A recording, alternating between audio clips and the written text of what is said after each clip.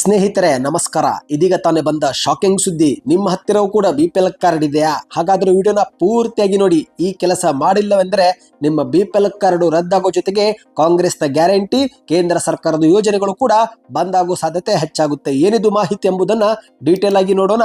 ಅದಕ್ಕಿಂತ ಮೊದಲು ನೀವು ನಮ್ಮ ಚಾನೆಲ್ಗೆ ಮೊದಲು ಬಾರಿ ಭೇಟಿ ಕೊಡ್ತಾ ಇದ್ರೆ ಸಬ್ಸ್ಕ್ರೈಬ್ ಆಗಿ, ಪಕ್ಕದಲ್ಲಿ ಕಾಣಿಸೋ ಗಂಟೆ ಕೂಡ ಒತ್ತಿ ಇದ್ರೆ ರಾಜ್ಯದ ಮುಖ್ಯವಾದ ಮಾಹಿತಿಗಳು ನಿಮಗೆ ಸಿಗುತ್ತವೆ. ವಿಡಿಯೋಗೆ ನೀವು ಲೈಕ್ ಮಾಡ್ತಾ ವಿಡಿಯೋನ ಆದಷ್ಟು ಶೇರ್ ಮಾಡಿ. ಹೌದು ಸ್ನೇಹಿತರೆ, ಇನ್ನು 2 ದಿನಗಳಲ್ಲಿ ಈ ಒಂದು ಕೆಲಸವನ್ನ ನೀವು ಮಾಡಿ ಮುಗಿಸಬೇಕು. ಇಲ್ಲವೆಂದ್ರೆ ನಿಮ್ಮ ಪಡಿತರ ಚೀಟಿ ರದ್ದಾಗುತ್ತೆ. ಹೌದು, ಪಡಿತರ ಚೀಟಿ ಹೊಂದಿದವರು ಡಿಸೆಂಬರ್ 31ರ ಒಳಗಾಗಿ ಈ ಒಂದು ಕೆಲಸವನ್ನ ಮಾಡಲೇಬೇಕು.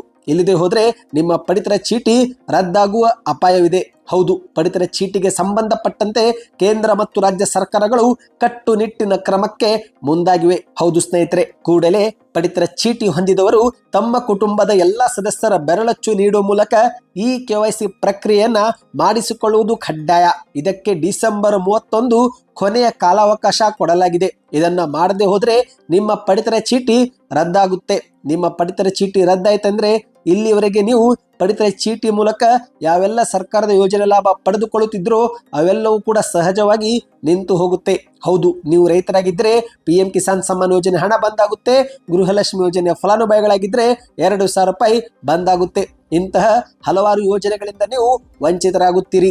ಇನ್ನು ಕೇವಲ ಈ KYC ಮಾತ್ರವಲ್ಲದೆ ನೀವೇನಾದರೂ ಕಳೆದ 6 ತಿಂಗಳಿನಿಂದ ಆಹಾರ ಧಾನ್ಯ ಪಡೆದುಕೊಂಡಿಲ್ಲವೆಂದರೆ ಆಗಲೂ ಕೂಡ ನಿಮ್ಮ BPL ಕಾರ್ಡು ರದ್ದು ಮಾಡಲಾಗುತ್ತೆ. ಹೌದು, ಸ್ವತಃ ಕೇಂದ್ರ ಸರ್ಕಾರದ ಆಹಾರ ಇಲಾಖೆ ಈ ಒಂದು ಸೂಚನೆ ಕೊಟ್ಟಿದೆ. ಕಳೆದ 6 ತಿಂಗಳಲ್ಲಿ ಯಾರೆಲ್ಲ ರೇಷನ್ ಪಡೆದಿಲ್ಲವೋ ಅಂತವರನ್ನ BPL ಇಂದ APL ಕಾರ್ಡ್ಗೆ ಪರಿವರ್ತನೆ ಮಾಡಿ ಎಂದು ಕೇಂದ್ರದ ಆಹಾರ ಇಲಾಖೆ ದೇಶದಲ್ಲಿರುವ ಎಲ್ಲ ರಾಜ್ಯಗಳಿಗೆ ಸೂಚನೆ ಕೊಟ್ಟಿದೆ.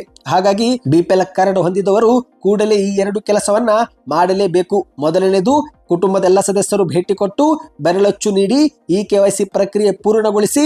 ಎರಡನೇದ್ದು, 6 ತಿಂಗಳಿನಿಂದ ಆಹಾರದನ್ನ ಪಡೆದುಕೊಂಡಿಲ್ಲವೆಂದ್ರೆ ನ್ಯಾಯಬೆಲೆ ಅಂಗಡಿಗಳಿಗೆ ಭೇಟಿ ಕೊಟ್ಟು ಆಹಾರದನ್ನ ಪಡೆದುಕೊಳ್ಳಿ. ಅಥವಾ ನೀವು ಕಳೆದ 6 ತಿಂಗಳಲ್ಲಿ ಏಕೆ ಈ ಒಂದು ಆಹಾರದನ್ನ ಪಡೆದುಕೊಂಡಿಲ್ಲ ಎಂಬ ಒಂದು ಮಾಹಿತಿಯನ್ನ ಕೊಡಬೇಕಾಗುತ್ತೆ. ಇದೊಂದು ಮುಖ್ಯವಾದ ಮಾಹಿತಿಯಾಗಿದೆ ಸ್ನೇಹಿತರೆ.